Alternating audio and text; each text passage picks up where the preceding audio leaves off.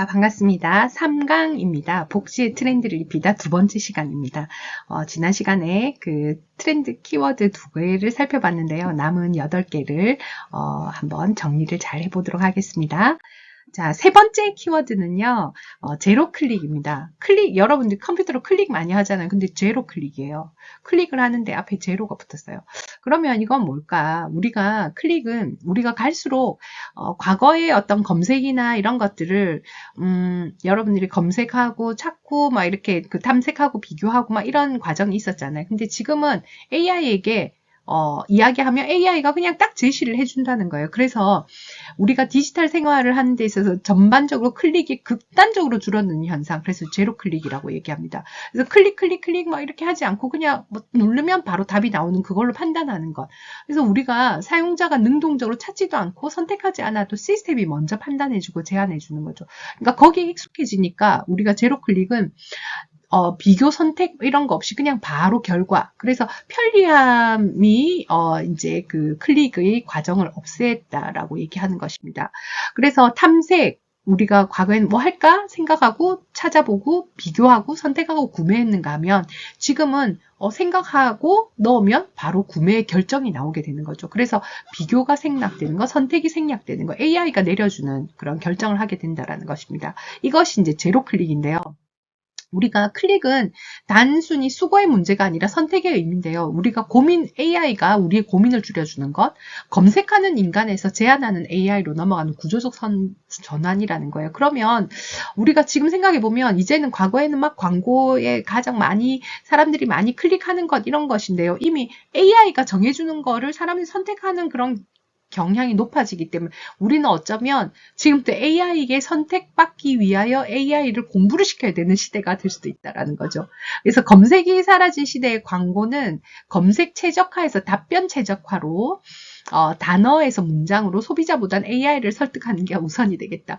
너무 시대가 너무 바뀌지 않나요? 그래서 클릭을 유도하는 거에서 루프 설계로 우리의 이런 광고나 이런 부분도 이제 좀 바뀌게 되겠다. 복지도 마찬가지라는 거예요. 그래서 제로 클릭의 트렌드에서 복지는 사람들에게 바로 답을 딱 주게 되는데, 그러면 우리의 서비스를 잘 활용하게 하려고 하면 우리 서비스가 이런 AI에게 잘 노출이 돼 있어야 된다라는 거죠. 우리는 그러면 선택이 없는, 사람들이 생각해서 선택을 하지 않고 AI가 주는 대로만 생각한다면 어떻게 우리의 주도권을 지켜나갈 것인가, 이런 고민이 좀 필요합니다. 제로 클릭은 선택이 없는 선택의 시대. 그래서 프라이버시가 없어지고, 그리고 여러분 AI가 너무나도 나도 모르는 사이에 이런 많은 정보들을 가지고 있고, 그러다 보니까 인간이 할 수 있는 그런 주도권을 상실하게 되고, 이런 AI를 잘 활용하는 사람과 활용하지 못하는 사람들의 데이터 불평등, 계층이 격차하게 된다라는 거죠. 그래서 사람의 생각이 배제되고 AI가 결정해주는 걸 따르게 되는 이런 좀 위험하기도 한데요. 이런 것들이 지금 이미 제로 클릭이라고 하는 트렌드로 나타나고 있다는 거죠. 네 번째입니다. 레디코어. 이것도 AI 생성 이미지라고 되어 있죠. 제가 인터넷에서 검색을 해서 찾기는 했지만 누군가가 AI 생성 이미지로 만들어 놓은 것을 제가 저작권과 상관없는 무료 사이트에서 여기 넣었습니다. 레디코어라고 하는 것입니다. 레디라고 하는 것과 코어, 핵심이라는 거죠. 여러분 봅시다. 기생충이라는 영화 기억나시나요? 기생충의 영화에서 여러분 가장 떠오르는 대사는 무엇인가요? 아들아, 너는 다 계획이 있구나. 여러분들 이 대사는 누구나 다 기억하는 거죠. 그래서 이 대사처럼 왜 저렇게 거대한 작품에서 계획이 다 있구나, 이것이 사람들이 제일 기억하는 그런 대사 중에 하나일까, 이런 걸 생각해 보면 이런 레디코어의 트렌드하고도 맞물린다는 거예요. 그래서 너무나도 빨리 변화되고 예측 불가능한 시대를 살아가는 우리들에게는 그냥 항상 늘 준비되어 있는 이런 삶의 방식, 이것이 우리의 생존 방식이라는 거죠. 그러다 보니까 또 특히나 코로나19를 거치면서 우리가 모든 것이 다 막히고 셧다운되는 그런 시대를 몇 년 동안 살았잖아요. 그러면서 이런 것들이 과거에 이제 뭐 갓생, 루틴이 뭐 이런 키워드의 트렌드에 열광을 하기도 했지만, 지금은 삶을 미리 계획하고 학습하며 살아가는 레디코, 이렇게 준비를 해야만 내가 안정적이다라고 생각하는 그런 핵심 가치를 가지고 있다는 거예요. 준비된 상태가 삶의 핵심이다. 그래서 레디 코어라고 하는 것이죠. 그러다 보니까 레디코어는 아마 여러분들도 정말 익숙할 거예요. 미리 계획하고. 인생도, 이렇게 예행 연습, 선제적인 학습, 이런 것들이 레디코어의 트렌드에 해당됩니다. 그래서 사전 계획은 뭔가 할 때 철저히 나의 일정 예약, 이런, 여러분 기다리는 그래서 기다림의 플랫폼들이 지금 막 만들어지고 있잖아요. 옛날에는 과거에는 줄 서서 막, 1시간 줄 서서 들어가서 밥 먹고 막 이런 맛집 이랬는데 지금은 그 기다림 번호 입력해서 몇 번 하면 그 앞에 가면 되고 그 시간 동안 다른 걸 하다가 가면 되는. 그래서 어떤 시간을 아껴주는 그런 플랫폼들이 만들어지는데요. 이런 것들이 일정 예약, 이런 걸 관리하고 인생을 시각화하는 거, 자기 스케줄표 쫙 나오게 하는 거, 이런 사전 계획에 아주 익숙한 그런 걸로 학습받은 그런 시대의 사람들이 지금 이제 성인이 되고 이렇게 했다는 거죠. 또 예행 연습은 우리 인생의 중요한 이벤트를 미리 경험하면서 예측 가능하고 안정적인 시스템을 구축하겠다. 너무나도 급변하기 때문에 한번 예행 연습을 한번 해봐야겠다. 또 선제적 학습은 커리어나 자산 축적을 위해서 선제적으로 학습하는 것. 이것이 이런 세 가지가 레디코어의 키워드의 성격이라고 얘기할 수 있습니다. 그래서 이미 시작은 레디코어의 트렌드는 사회적인 불확실성 속에서 준비되긴 했지만 우리가 자기주도 학습이라고 하는 그런 것들을 교육받고 자란 사람들이 성인이 되었고 이미 내재화된 선행 능력이 인생 전체를 경영하는 데 적용하고 있다는 것이죠. 그래서 이런 레디코어를 생각해 보면 모든 것이 준비하고 일정대로 하고 이렇게 하면 삶이 너무 너무 빡빡하고 너무 긴장돼 있잖아요. 그렇기 때문에 우리가 이런 그냥 좀 빈칸에 미학을 좀 남겨둬야 되지 않을까?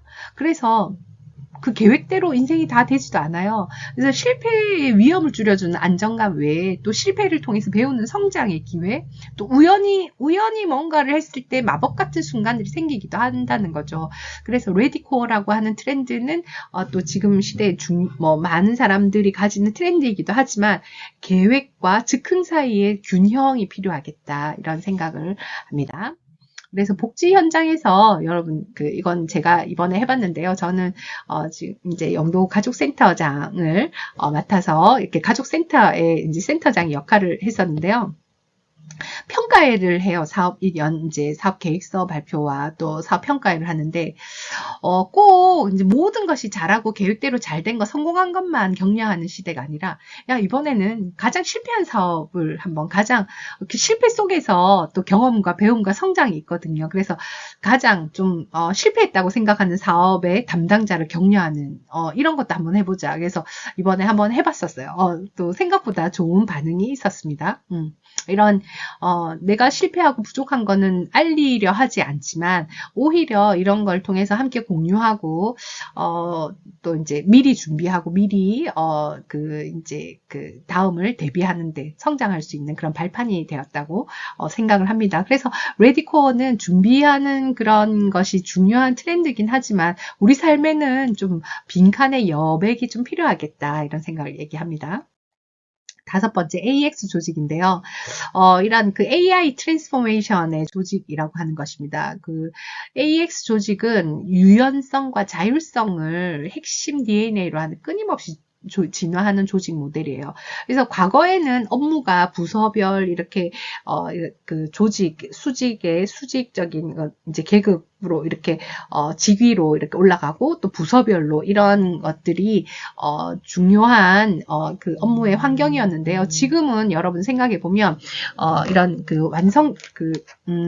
AI가 이런 AI를 통해서 이제 팀별로 TF로 움직이기도 하고 그래서 조직 안에서 AI의 도입이 생존의 어떤 필수 조직인데요. 이런 AI의 활용을 하면서 우리 조직 안에서는 어떤 문화가 일어날까? 그래서 디지털 트랜스포메이션을 넘어선 지금 AI 트랜스포메이션의 조직이 AX 조직이라고 얘기합니다. 그래서 인공지능 시대에 조직 운영도 대전환을 이루는 게 AX 조직이라고 얘기합니다. AX 조직은 방금 얘기했듯이 사일로의 구조, 그러니까 계층제, 상하간, 부서 간의 이런 정벽을 무너뜨리면서 울트라 플랫 하면서 제로 디스턴스, 필요한 거 목적에 따라서 이렇게 모였다가 TF 개념의 어떤 그런 조직으로 요 TF 모여서 요거 하나 딱 끝내고 또 요 사람들이 모여서 이렇게 딱 끝내고 이런 식의 조직으로 아주 유연하게 대응하는. 그러니까 여러분 최근에 여러분 미국에서 정말 거대한 기업들, 구글, 아마존 이런 데서 직원들을 몇만 명 해고를 하고 있다. 이런 이야기가 나오는 것들이 AI가 우리의 일자리를 좀 대체하고 있고, 이런 인간의 역량으로 AI를 잘 활용하는 한 사람이 나머지 열 몇 명의 사람들을 대신할 수 있는 능력이 생겼기 때문에 단순한 업무를 하는 사람들은 더 이상 일자리를 얻기 어려운 그런 시대로 가고 있는 거죠. 그래서 여러분들의 몸값을 나만이 할 수 있는, 인간만이 할 수 있는 그런 몸값을 높이는 것이 그런 역량을 키우는 것이 정말 중요하다고 생각합니다. 이미 배운 것을 과감하게 포기하는 unlearn이라고 하는, 그래서 조직 개편이 정말 지금 급변하게 이루어지는데요. AI를 자유자재로 활용하는 능력, 자기 업무의 전문성을 갖춘 파이형의 인재가 정말 중요하다라는 것이죠. 파이형은 과거에 이제 T형의 인재에서 AI 활용 능력이 더해진 인재라고 얘기하는데요. T형은 다양한 분야의 폭넓은 이해와 전문 분야의 깊이 있는 지식을 가진 T자형 인재가 미래 인재라고 했어요. 그런데 이 미래 인재 여기서 AI를 다루는 역량이 합쳐진 것이 파이형 인재라고 얘기합니다. 그래서 여러분에게 중요한 건 좋은 프롬프트를 넣고, 이런 역량의 AI 리터러시에서 여러분, 그럼에도 불구하고 가장 중요한 게 뭐냐면, 전통적인 학과 교과목 읽고 쓰고 계산하고 이런 3R에 정통해야 된다는 거죠. 그래서 여러분, 기본에 충실해야 합니다. 미래 인재가 협력을 잘하는 사람, 소통을 잘하는 사람, 창의성, 비판적 사고인데요. 자신감, 컨텐츠. 그래서 4C를 얘기하면 여기 있고 6C는 자신감, 컨텐츠를 합친 이 6C인데요. 여기에 AI 리터러시를 다루는, AI를 잘 다루는 사람 이미 너무나도 급변하고 있다는 거죠. 지금은 관리의 역량보다 실무 역량, TF 중심의 업무들을 이제 중요하게 하는 그런 조직의 문화가 만들어지고 있다라는 거죠. 그래서 AI가 젊은 경력이 없는 사람들은 특히나 취업하기가 더 어려울 수 있는데, 그렇다면 젊은 세대 채용과 교육은 어떤 식으로 지속돼야 될까?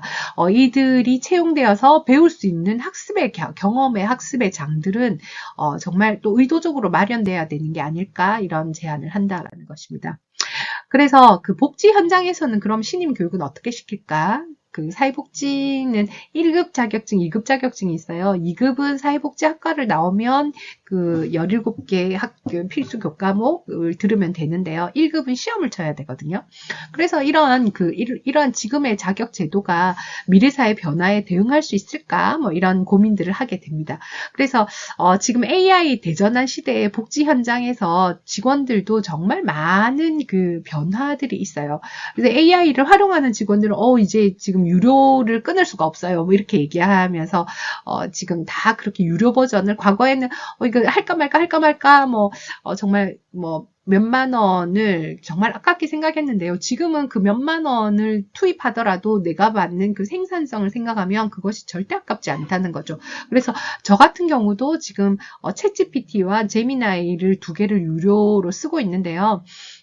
그 2가지의 각각의 장단점이 달라요. 그래서 챗GPT를 먼저 유료로 쓰다가 제미나이를 유료로 하게 되었는데 챗GPT를 끊을 수가 없더라고요. 그래서 이런 것들이 우리가 이미 이제 우리 현장 안에서는 너무나도 잘 활용하고 있고, 그렇다면 지금 몇만 원짜리 쓰는 사람과 몇십만 원짜리 쓰는 사람은 저 과연 어떨까? 되게 궁금하기도 한 거죠.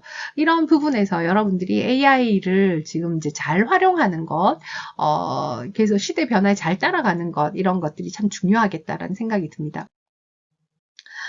자, 다음 6번째는 픽셀 라이프인데요. 픽셀 라이프는 우리가 픽셀이라고 하는 이 이거는 아주 작은 단위, 그래서 디지털 이미지를 구성하는 가장 작은 단위를 픽셀이라고 하는 것처럼 작고 많고 짧게 소비하는 방식이에요. 그래서 지금 우리가 픽셀, 이런 트렌드도 너무 이렇게 짧게 이렇게 하니까 트렌드가 없는 게 트렌드다라고 하는 거. 메가 트렌드는 사라지고 파편화된 마이크로 트렌드들이 나타났다 사라지고 나타났다 사라지고. 그래서 이런 유행이 오래 머물지 않아요. 빨리빨리 지나가요. 사람들은 짧고 많고 빨리 이렇게 그 소비를 하게 된다는 거죠. 그래서 픽셀은 작고 되도록이면 최소 단위로 나눠 소비하고 아주 많아요. 수많은 체험의 요소들을 다층적으로 경험하면서 아주 짧게 향유하고 다음 유행으로 넘어가고 이게 픽셀 라이프입니다.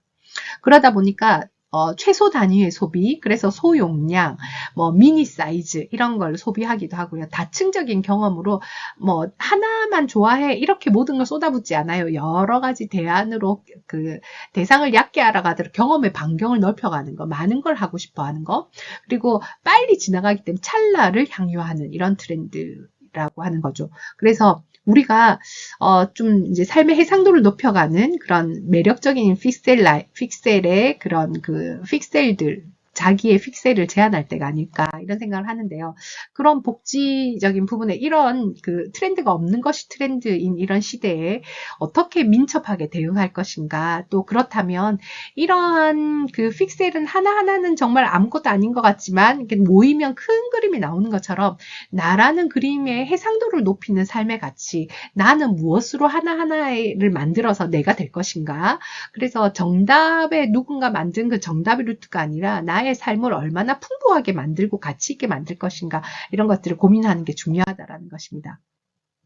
다음은 프라이스 디코딩인데요. 프라이스 디코딩은 여러분 가격을 분석한다는 거예요. 그래서 이미 여러분들은 이건 얼마짜리 제품의 가격의 구조를 파헤치는 소비자가 늘어나고 있어요. 그래서 그냥 예전에 이게 100원이야 100만 원이야 이렇게 하면 그냥 이거 살까 말까 이렇게 했는데 지금은 이게 왜 100만 원이지? 그거에 대한 원가, 마진, 브랜드 가치 이런 것들을 해체해서 나한테 이게 맞을까? 이런 것들을 검토한 후에 구매를 결정한다는 겁니다. 그래서 프라이스 디코딩의 디코드는 해독하다 이런 건데요. 우리가 그 정말 초합리적인 소비자들이 그 암호를 해독하듯이 의사결정의 가격을 풀어내는 그런 트렌드를 얘기합니다. 그래서 진짜 이게 상품 가치일까? 브랜드 가치일까? 이런 건 나눠서 진짜 그럼 내가 필요한 게 뭘까? 듀프 소비라고 하는 거는 이런 거죠. 그 명품 시장이 이거는 무슨 명품은 정말 비싸잖아요. 근데 그 비싼 것이 같은 상품력을 가진 것이라면 굳이 그 브랜드가 아니어도 좋은 기능을 가진 그 물건을 사게 된다. 이게 이제 듀프 소비인데 과거에는 짝퉁을 썼죠. 근데 짝퉁 가품을 쓰는 게 아니라 진짜 같은 좋은 품질을 가진, 그래서 소비자가 너무나 똑똑해졌다라는 거예요. 지금 그래서 마케팅, 가성비, 가격 책정에 우리가 이제 새롭게 풀어야 될 숙제라고 얘기합니다. 그래서 상품의 가치를 판단하고 좋은 모직의 스웨터를 산다 이렇게 얘기하면 몇 프로인가 이런 것들을 보는 거지. 그 브랜드이기 때문에 무조건 사고 이렇게 하진 않는다는 거예요. 그래서 이런 상품의 가치와 브랜드 가치가 어떻게 조화롭게 그래서 이루어져 가는가, 누가 하는가도 중요하지만 그 상품의 가치도 판단해서 쓰는 그런 시대가 되었다는 거죠. 그래서 우리가 마케팅에 있어서 상품이냐 브랜드이냐, 가성비, 프리미엄 가성비, 그리고 가격 책정에 있어서 우리가 이게 얼마짜린가일 때 가치를 증명하는 거. 그리고 여러분 혹시 다이소를 많이 가시죠? 다이소는 국민 쇼핑 뭐 이렇게 얘기하는데요. 다이소는 일단 우리의 심리적인 부담을 줄여놔요. 1,000원, 2,000원. 다이소에서 제일 비싼 게 5,000원이지 않아요? 그런데 이런 부분에 있어서 뭐 K-뷰티 뭐 이런 부분에서도 다이소에서 리들샷이라고 하는 화장품, 저는 써보진 않았어요. 근데 리들샷이라고 하는 게 바늘처럼 이렇게 따끔따끔해서 이제 피부를 좋게 하는 그런 리들샷의 그 화장품이 있는데요. 그것이 다른 브랜드에서는 정말 몇만 원짜리인데 다이소에서는 3,000원에 파는 거예요. 근데 제품의 상품력은 비슷한 거예요. 그래서 사람들이 이거 써보니까 다이소 3,000원 결코 싼 게 아니야. 질이 좋아. 그러면서 이게 대박이 나게 됐죠. 그러면서 다이소에서도 뷰티 시장에서 아주 인정받는, 그래서 관광객들이 다이소에서 화장품을 쓸고 가고 막 이런 일들이 나오게 되는 거죠. 그래서 이러한 것들도 트렌드의 일종인데 사람들은 이런 상품력에 대한 것, 가성비, 이런 그 가치가 있는 것을 소비하는 이런 쪽으로 가게 된다라는 거죠. 이 루마니아의 페루조프스키라고 하는 그 작가가 이렇게 벽에 이제 전시를 했는데요. 여러분, 이 그림이 제가 좋아서 붙여놨어요. 청바지가 이건 25불이에요. 근데 막 찢어진 청바지 125불로 붙여놓으면 이게 찢어진 청바지 이렇게 산다는 거예요. 그래서 어쩌면 제조 원가를 치면 이게 두 가지가 비슷하지 않겠어요? 근데 이런 브랜드를 만드는 이런 것들이 있다는 거예요. 이런 시대를 우리가 살았죠. 근데 지금의 소비자는 프라이스 디코딩을 해서 이런 것들에 그만큼 현명한 소비를 하는 그런 그 소비자가 늘었다는 거죠. 가격표는 질문의 시작이다라는 것입니다. 여러분, 복지의 서비스는 얼마짜린가? 우리 서비스는 얼마짜린가? 이건 복지에서 한번 고민을 해보자, 이렇게 제가 생각을 하는데요. 그러면 우리의 서비스의 상품력, 우리의 브랜드가 있는가? 복지 서비스도 이렇게 한번 고민을 해볼 수 있습니다. 다음 8번째인데요. 건강지능입니다. 건강지능은 지금 여러분 그 IQ, EQ 막 이런 시대 있잖아요. 근데 HQ 건강지능이에요. 그래서 그 어느 때보다 건강에 대한 관심이 많고, 그다음에 이미 이제 100세 시대 호모 헌드레드라고 하는 그 단순 수명 연장을 넘어서 어떻게 건강하게 오래 사는가, 이런 것들이 중요하게 된 거. 여러분, EQ 정말 한때 유행했잖아요. 감성지능이 너무 중요해. 지금도 여전히 중요해요. 그런데 EQ 처럼 건강지능이 삶의 필수 역량. 최근에는 여러분들 비타민, 여러분 TV 봐도 정말 비타민이라지, 알부민, 유산균, 오메가3 이런 거 있잖아요. 그래서 이런 건강과 관련한 광고들도 되게 많은데요. 건강지능이라고 하는 것을 붙일 만큼 헬스 쿼션트라고 하는 것이 붙일 만큼 HQ라고 하는 것이 트렌드가 되었다는 거죠. 여러분, IQ가 지능이죠. EQ는 감성지수예요. CQ는 curiosity라고는 호기심지수.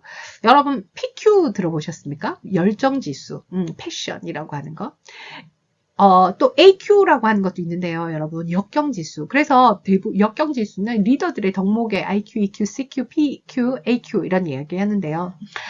대부분의 리더들은 이런 것들이 뛰어나다는 거죠. 좋은 지능과 감성과 호기심, 열정, 역경 지수가 있는데, 역경 지수는 여러분 대부분의 위인이나 이런 사람들 보면 정말 순탄하게 위인이 되지 않았어요. 다 그런 어려움들, 고난 이런 것들을 얼마나 잘 이겨냈는가, 이런 것들이 리더를 만들게 되는데, 이것이 이제 그 역경 지수라고 표현을 합니다. 이런 것처럼 지금 현대는 HQ가 헬스 쿼션트라고 하는 건강과 관련한 이 지수가 이제 중요하게 된 트렌드라고 합니다. 그래서 우리가 건강에 관련해서 과학적으로 관리하고 의료적인 것, 총체적인 관리 이런 것들을 하는 시대에 여러분 살아가고 있고, 여러분조차 이 건강 관리를 위해서 건강검진을 해서 빨간 색깔 불이 들어온 것만 관리하는 것이 아닌 그 전부터 미리미리 예방적인 차원에서 하는 그런 시대에 살아가고 있습니다. 이것은 건강관리는 나이 많은 중장년 노인을 위한 것이 아니라 이미 이제 젊은 사람들도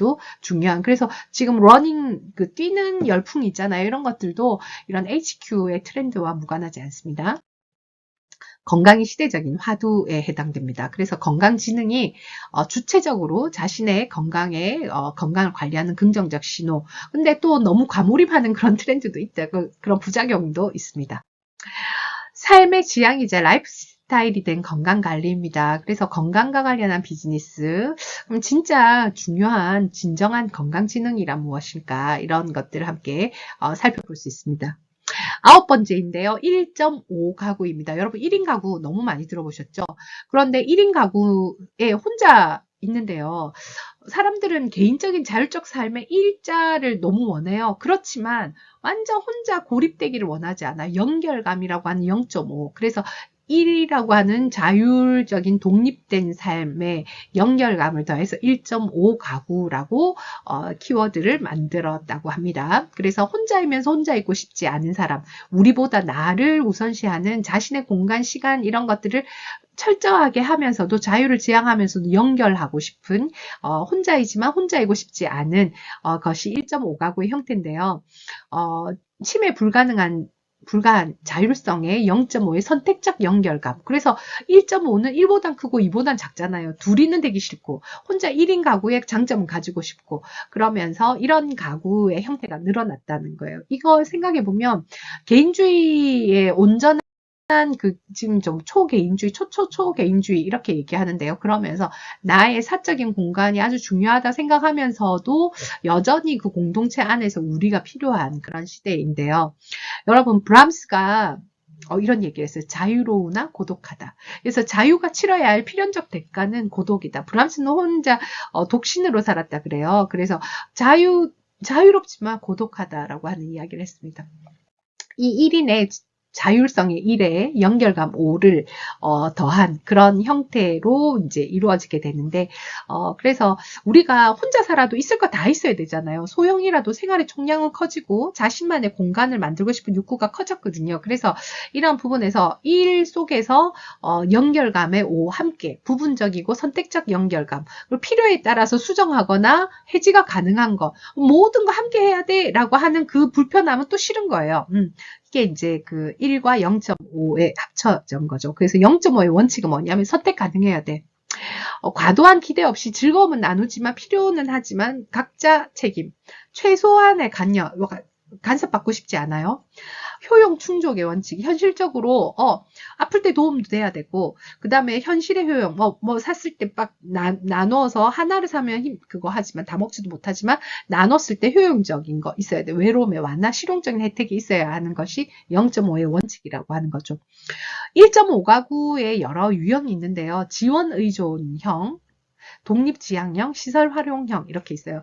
지금 1.5가구의 여러 형태의 트렌드들이 나오는데 혼자 살지만 외롭지 않은 것, 지원 의존, 옆에 누가 있어가지고 언제든지 도움 받을 수 있는 지원 의존형이고요. 독립지향적인 거는 함께 살지만 독립적인 것. 그 다음 시설 활용형 모여 살아서 또 각자의 그 편리함을 함께 하는 건데요. 지원 의존형은 혼자 살지만 주로 이제 옆에 부모님 있거나 반려동물 도움 필요한 순간 도움 받을 수 있는 그런 지원 의존형의 1.5가구가 있어요. 독립지향형은 함께 살지만 독립적이에요. 그래서 1인의 자유와 2인의 안정을 동시에 공간, 시간, 역할 이런 것들을 이제 경계는 지키고 서로가 독립적이지만 부담을 주지 않는 거. 옛날로 치면 여러분 룸메이트 뭐 이렇게 얘기하는데요. 지금은 옛날에는 뭐 친한 친구, 우정 이런 걸로 룸메이트를 했는데 지금은 비즈니스 파트너십으로 전략적 룸메이트 따로지만 또 함께 실용적인 목적으로 이렇게 살게 되는데 그러다 보니까 동거의 계약서를 명문화하고 이런 것들은 글로 딱 나오는 게 감정적인 갈등을 최소화하고 실용적이게 된다는 거죠. 가족 안에서도 서로의 독립성을 보장하는 이런 형태로 가고 있다라는 거예요. 그래서 가족 안에서도 함께 지금 우리나라 이혼율이 너무 많고 이렇게 되지만 가족 안에서도 서로의 독립성을 최대한 보장하는 것, 뭐 냉장고 칸을 분리한다든 침대 분리하는 모듈형 가구 이런 것들 있잖아요. 이런 것들이 또 트렌드로 나오기도 하는 거죠. 코퍼런팅이라고 하는 협력 양육, 이혼을 했지만 부모의 공동 책임을 함께 하겠다. 전략적 동반자, 또 느슨한 합가, 함께 살지만 자녀 부부와 부모 세대 함께 살지만 각자 독립성은 최대한 보장하는 방식, 뭐 이런 것들이 지금 현재의 어떤 문화의 변화 트렌드라고 하는 거죠. 세 번째는 시설 활용형 1.5가구예요. 모여 사는데요. 아까 2명이 나눠서 사는 게 아니라 코-리빙 하우스라고 해서 쉐어 하우스라고 해서 최소한의 개인 공간, 방 하나는 있는데 함께 사는 넓은 거실, 작업실, 루프탑 뭐 이런 그 공용 공간을 함께 커뮤니티로 살아가는 거죠. 그래서 개인적인 방은 있지만 나머지 공간들은 공용해서 쓰는 것. 이런 쉐어 하우스나 이런 것들은 지금 이제 많이 생기고 있는 그런 추세. 그래서 주거 트렌드가 공용의 영역이 넓어지면서 공용 오피스로 효율성을 가지고 비용 분담은 이제 함께 나누면서 경제적으로 하고 배달비 같은 것도 나누고 캡슐 세제 뭐 이런 것들도 이제 최소한 단위로 분할해서 비용을 감소하는 거 그러면서도 자기 개인적인 방은 딱 있어서 독립이 보장되는 이런 시설 활용형 1.5가구도 있다라는 거예요. 그래서 적정 거리가 필요하고 새로운 관계를 유지하는 규칙, 이게 룰이 있는 게 감정 소모를 작게 한다는 거예요. 그렇다면 우리가 0.5의 연결감을 주는 지금처럼 1인 가구가 늘어나는 시대에 0.5의 연결감을 주는 그 정책과 제도는 무엇이 있을까? 이것이 또 우리가 복지가 해야 되는 역할이 아닐까 이렇게 생각을 합니다. 적정 거리를 팔아라라고 하는 건데요. 연결되고 싶지만 얽매이지는 않고 싶은 그런 이중 욕구가 있어요. 그렇다면 이런 이런 욕구들, 복지 예산을 과연 개별적으로 주는 이런 집집마다 주는 예산을 줄일 수 있을까? 이런 고민을 한번 해봤습니다.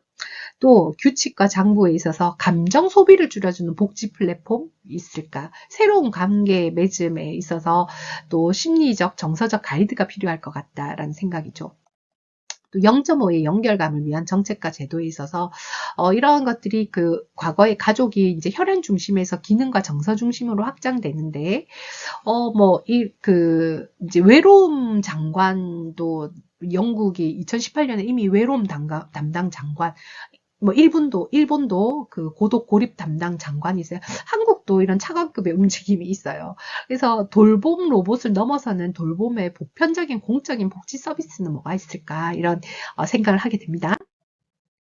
전략적 연합의 1.5가구는 그래서 우리가 정말 혼자의 그런 그 고립되어 있는 섬 같지만 모두 연결되어 있는 전략적 연합 이거를 1.5가구라고 얘기합니다.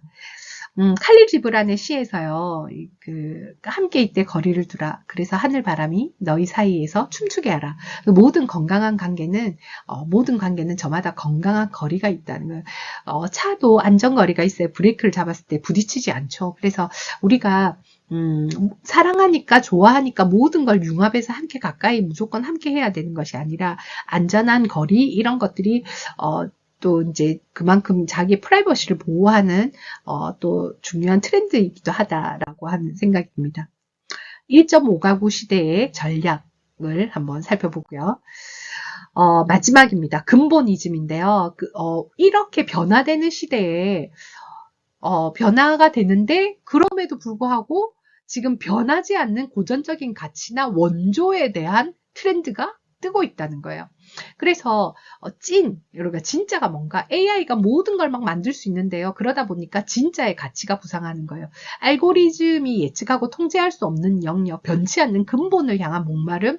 그러다 보니까 이런 소비자들이 오히려 원조와 진짜 가치를 추구하게 된다라는 거죠. 그래서 최근에 뭐 그러니까 박물관이 여러분 열풍이 불고 그 박물관에 직접 가서 뭐 이렇게 보는 진짜의 아우라 이런 거 있잖아요.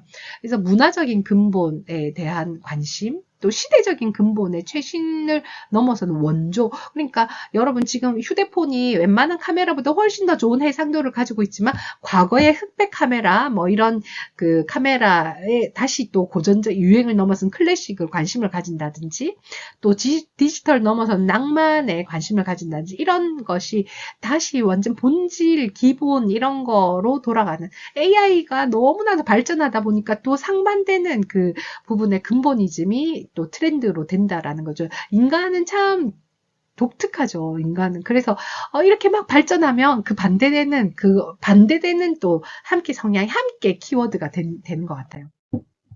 그래서 왜 근본을 찾을까? 근데 이런 사회가 함께 기억하는 역사적 향수, 그래서 디지털 이전에 아네모이아라고 하는 그런 부분에 사람들이 가지는 근본을 또 추구하고 이렇게 한다라는 거죠. 우리가 경험해보지 않은 그런 역사적인 향수에 대해서도 이런 과거의 정통 드라마라든지 뭐 이런 사극이라든지 이런 거에 사람들이 우리는 안 겪어봤잖아요. 그런데 거기에 열광을 하고 좋아하고 이런 것들에 대한 향수가 있다라는 거죠.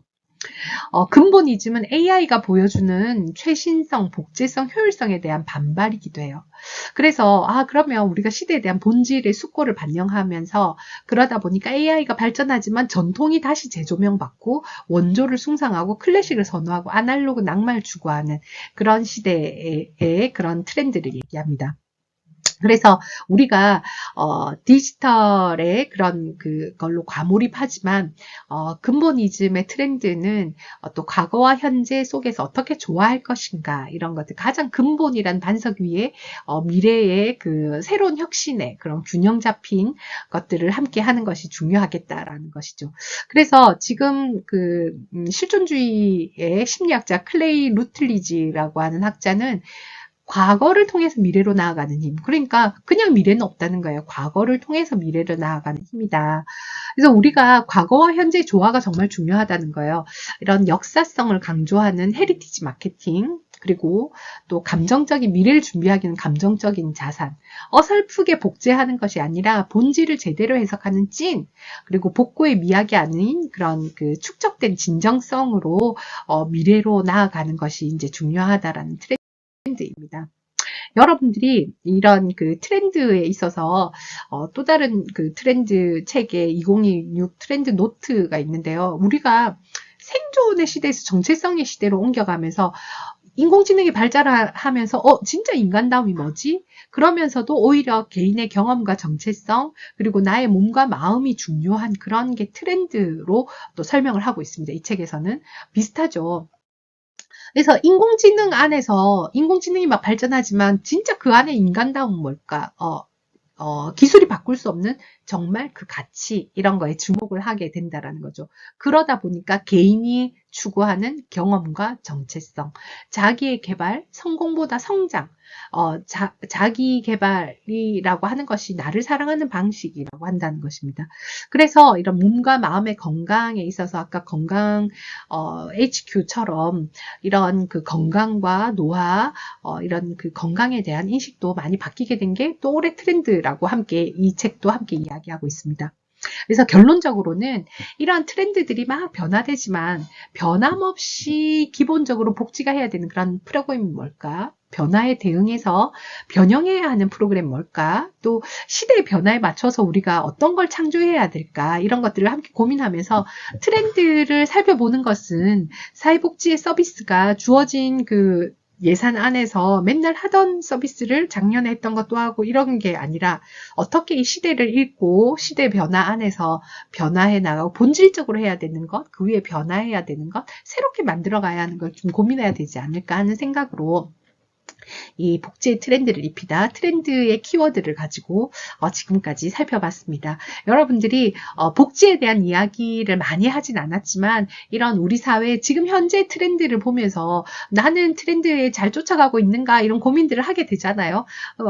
늘 부족하고 쫓아가기 어렵다 이렇게 생각되지만 이렇게 한번 듣고 이해하고 또 이런 그런 트렌드 속에서 난 어떻게 나갈까를 생각하는 것이 또 우리의 자세가 아닐까 이렇게 생각합니다. 여러분 잘 들어주셔서 감사합니다. 수고 많으셨습니다.